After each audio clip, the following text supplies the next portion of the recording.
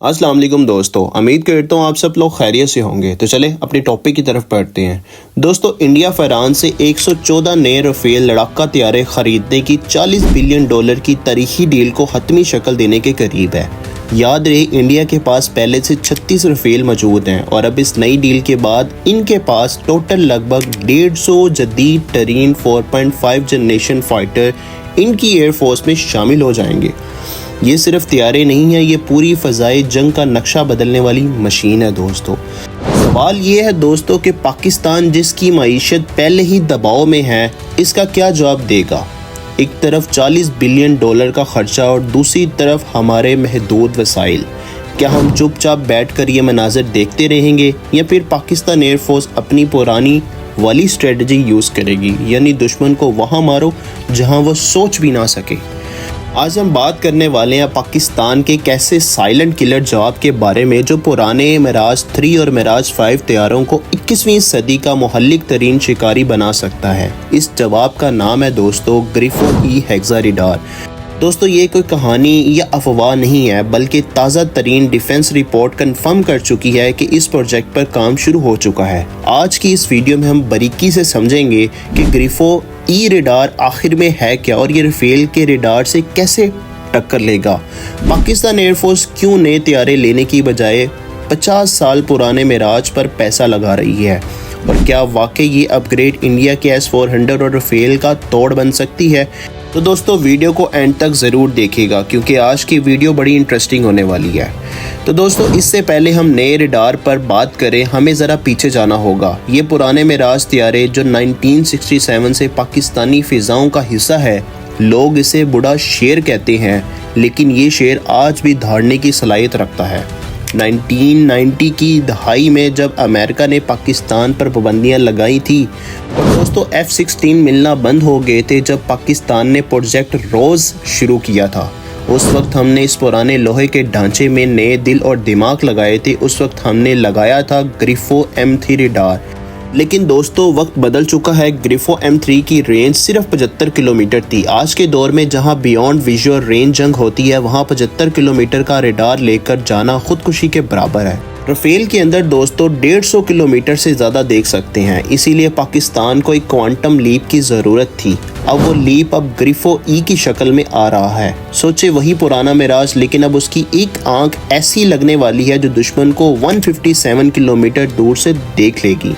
इतना फासला लगभग इस्लामाबाद से लाहौर तक के बराबर है, यानी आप इस्लामाबाद में बैठकर लाहौर के एयरपोर्ट पर उतरते जहाज़ों को ट्रैक कर सकेंगे।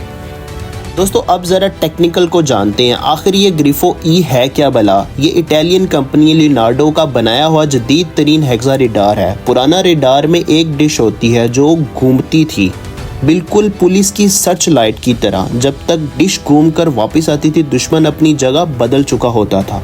मगर हेक्सा बिल्कुल मुख्तलिफ है। इसमें घूमने वाली डिश नहीं होती, इसमें सैकड़ों छोटे छोटे ट्रांसमिट रिसीव मॉड्यूल्स होते हैं। ये समझे कि पुराना रेडार एक बड़ी टॉर्च थी और नया हेक्सा रेडार 1000 छोटी लेज़र लाइट है जो सब अलग अलग दिशा में देख सकती हैं। इसकी 3 बड़ी खसूसियत है जो दुश्मन को परेशान करेगी। दोस्तों, पहला, मल्टीटास्किंग।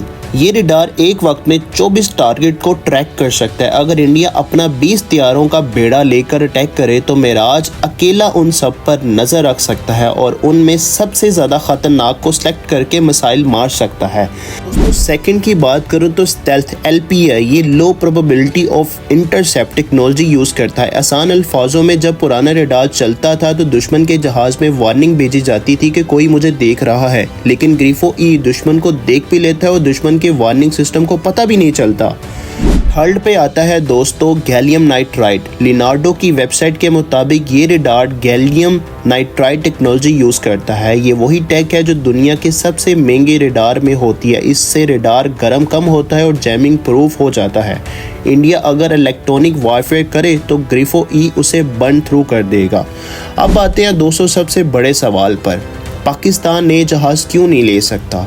देखें दोस्तों, इंडियन $40 बिलियन खर्च कर रहा है। पाकिस्तान की माईशत फिलहाल इसकी इजाज़त नहीं देती, लेकिन जंग पैसे से नहीं दिमाग से लड़ी जाती है। एक नया 4.5 जनरेशन फाइटर लेने में कम से कम $100 मिलियन लगते हैं, लेकिन एक मिराज को अपग्रेड करके ग्रिफो ई लगाने का खर्चा सिर्फ 5 या 10 मिलियन डॉलर के दरमियान है। अगर हम 50 मिराज तैयारे अपग्रेड करें तो टोटल खर्चा सिर्फ 500 मिलियन डॉलर का होगा। कहाँ 40 बिलियन डॉलर और कहाँ आधा बिलियन।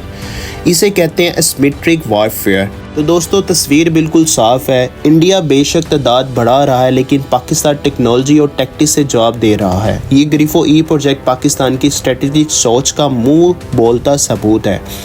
पुराने तैयारों को जदीद आंखें देकर उन्हें मजीद 10 से 15 साल तक ऑपरेशनल रखना, और वो भी रॉड क्रूज मिसाइल के साथ।